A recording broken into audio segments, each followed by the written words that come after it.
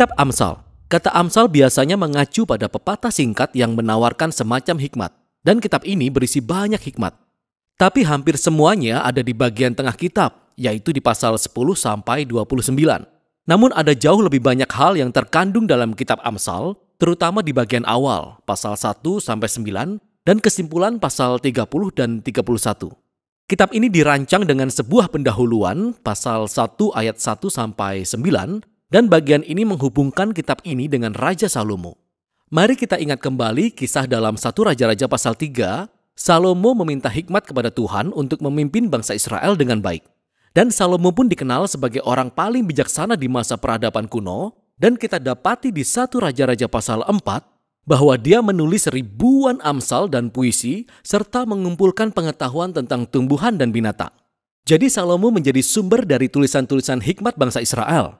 Meskipun tidak semua materi dalam kitab ini ditulis sendiri oleh Salomo. Dia adalah asal-muasal dimulainya tradisi hikmat bangsa Israel. Di bagian pendahuluan dikatakan bahwa dengan membaca kitab ini, kita juga bisa memperoleh hikmat.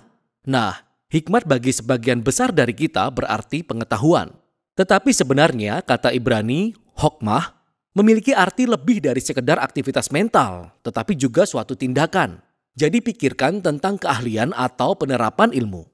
Inilah alasannya mengapa dalam kitab Keluaran pasal 31, para seniman dan pengrajin di Israel dikatakan memiliki hokmah. Jadi tujuan dari kitab ini adalah untuk membantu kita mengembangkan seperangkat keterampilan praktis untuk hidup dengan baik di dunia milik Tuhan, dan ini terkait dengan gagasan kunci lainnya dalam pendahuluan, yaitu takut akan Tuhan. Nah, kata takut di sini bukanlah tentang teror, tetapi tentang rasa hormat yang sehat dan kekaguman kepada Tuhan, dan tentang kedudukan kita di alam semesta. Ini adalah pola pikir moral yang mengakui bahwa saya bukan Tuhan, dan bahwa saya tidak bisa menciptakan definisi saya sendiri tentang baik dan buruk, atau benar dan salah. Sebaliknya, saya harus merendahkan diri di hadapan Tuhan, dan menerima definisi Tuhan tentang benar dan salah, meskipun hal itu tidak nyaman untuk saya. Nah, pendahuluan ini membawa kita pada bagian besar pertama kitab ini, yaitu pasal 1 sampai 9. Yang tidak berisi satu baris pendek kata-kata hikmat. Sebaliknya, kita justru menemukan 10 nasihat dari seorang ayah kepada anaknya. Tentang bagaimana seorang anak harus mendengarkan hikmat dan menumbuhkan rasa takut akan Tuhan dan taat kepadanya. Yang artinya, hidup dengan penuh kebajikan dan integritas dan kemurahan hati yang kesemuanya mengarah pada kesuksesan dan kedamaian.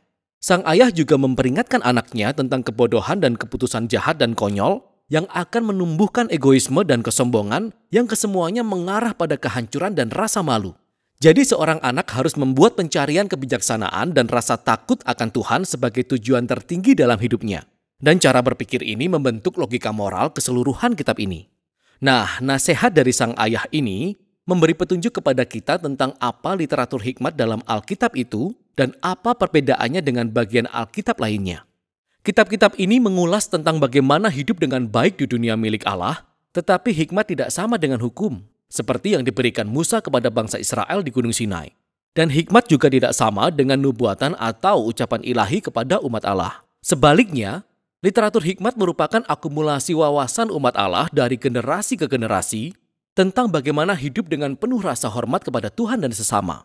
Demikianlah melalui kitab Amsal ini, sekarang kata-kata hikmat manusia dimasukkan sebagai firman dan hikmat Allah kepada umatnya, yang menghubungkan ke hal lain yang akan kita temukan di pasal 1 sampai 9. Ada 4 puisi dari wanita hikmat. Di sini, hikmat telah dipersonifikasikan secara puitis sebagai seorang wanita yang meminta umat manusia untuk memperhatikan dan mencarinya. Hikmat mengatakan bahwa dia ditenun ke dalam jaringan alam semesta. Dan karena itu, ketika kita melihat seseorang membuat keputusan yang bijak, ia mengandalkan hikmat. Jadi jika kita melihat seseorang yang bermurah hati atau memiliki integritas seksual atau menegakkan keadilan, ia sedang menggunakan hikmat. Puisi wanita hikmat ini adalah cara yang puitis dan kreatif untuk mengeksplorasi gagasan bahwa kita hidup di alam semesta yang bermoral milik Allah, dan bahwa kebaikan dan keadilan adalah kenyataan objektif yang jika diabaikan bisa membahayakan diri kita sendiri. Jadi takut akan Tuhan dan hidup bijaksana berarti hidup seirama dengan alam semesta. Nah, 2 rangkaian nasihat dari sang ayah dan wanita hikmat ini menciptakan klaim yang kuat tentang kitab ini sehingga kita tidak sekedar membaca nasihat yang baik, tetapi kita sedang membaca undangan Allah untuk belajar hikmat dari generasi-generasi sebelumnya. Sehingga di bagian selanjutnya dari kitab ini, di pasal 10-29, kita menemukan ratusan Amsal kuno dan semuanya menerapkan hikmat dengan takut akan Tuhan dalam setiap aspek kehidupan yang bisa kita bayangkan. Keluarga, pekerjaan, lingkungan, persahabatan, seks, pernikahan, uang, amarah, pengampunan, alkohol, hutang, semuanya. Dan semua ini disaring melalui sistem nilai di Amsal 1-9. Nah, semua Amsal ini sangat singkat, mudah diingat, dan sebenarnya bagian kitab ini dimaksudkan untuk menjadi sebuah referensi yang bisa kita baca berkali-kali sepanjang tahun. Dan hal ini menimbulkan masalah penting tentang bagaimana cara yang benar untuk membaca Amsal-Amsal ini. Pertama-tama, sejatinya semua Amsal adalah tentang probabilitas.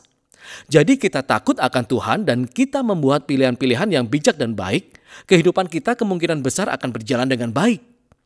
Dan jika kita tidak takut akan Tuhan, kita bodoh. Kehidupan kita mungkin tidak akan berjalan dengan baik.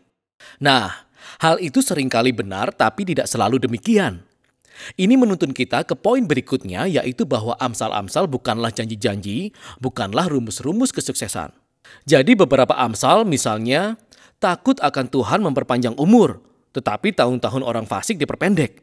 Atau didiklah orang muda menurut jalan yang patut baginya, maka pada masa tuanya pun ia tidak akan menyimpang daripada jalan itu. Jadi iya, takut akan Tuhan dan menjadi orang yang bermoral sepertinya akan memperpanjang hidup kita. Dan membesarkan anak-anak di rumah yang penuh kasih sayang akan membentuk mereka menjadi orang yang baik. Tapi tidak ada jaminan untuk itu. Banyak hal bisa dan seringkali berjalan keliru dalam dunia kita. Dan terakhir, Amsal berfokus pada peraturan umum dan bukan pada hal-hal pengecualian yang sangat banyak jumlahnya. Dan kitab-kitab hikmat sebenarnya tidak mengabaikan hal itu. Pengecualiannya terdapat pada kitab-kitab hikmat lainnya, yaitu Ayub dan Pengkhotbah. Dan secara serempak, kitab-kitab ini mengakui bahwa hidup itu terlalu rumit untuk dirumuskan secara sederhana. Karena itulah kita membutuhkan semua kitab hikmat untuk mendapatkan gambaran yang lebih besar. Ini semua menuntun ke bagian akhir kitab ini. 2 koleksi besar puisi-puisi. Puisi-puisi pertama berasal dari seorang pria bernama Agur yang mulai dengan mengakui ketidaktahuan dan kebodohannya sendiri dan kebutuhannya yang besar akan hikmat Allah. Dan kemudian Agur menemukan bahwa hikmat ilahi telah diberikan kepadanya melalui kitab suci yang mengajarkan kepadanya tentang bagaimana hidup dengan baik. Maka Agur disuguhkan kepada kita sebagai teladan bagi pembaca kitab Amsal. Seseorang yang selalu terbuka untuk mendengarkan hikmat Allah melalui kitab suci. Puisi-puisi terakhir berhubungan dengan seorang pria bernama Lemuel. Dia adalah seorang raja non-Israel.